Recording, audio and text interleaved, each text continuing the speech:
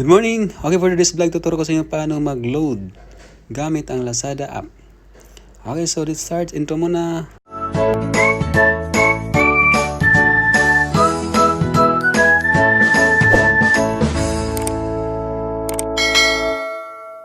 Okay, so let's start. Click natin tong Lazada App. And then dito sa may gilid, meron ditong load bills and e-coupon. Click natin yan. And then mobile load. Perfect. So dito, input natin dito yung number na papaloadan natin.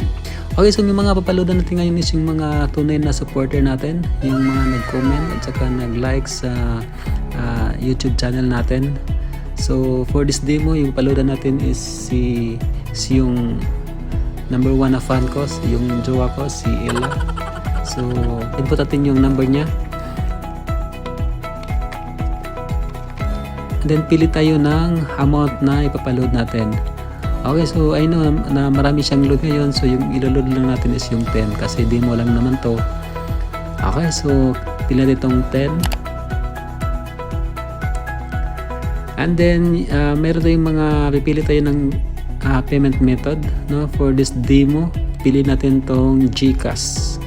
Click natin yan. And then pay now. And then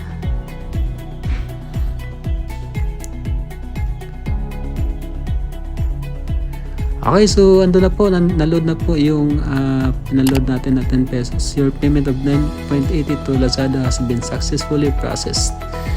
Okay, so ganun lang po kadali mag-load sa Lazada. Okay, kung nakatulong man sa iyo ang video ito, pang-like at mag-subscribe at hit the notification bell for more updates for you guys. Okay, that would be all. Thank you for watching. Bye-bye!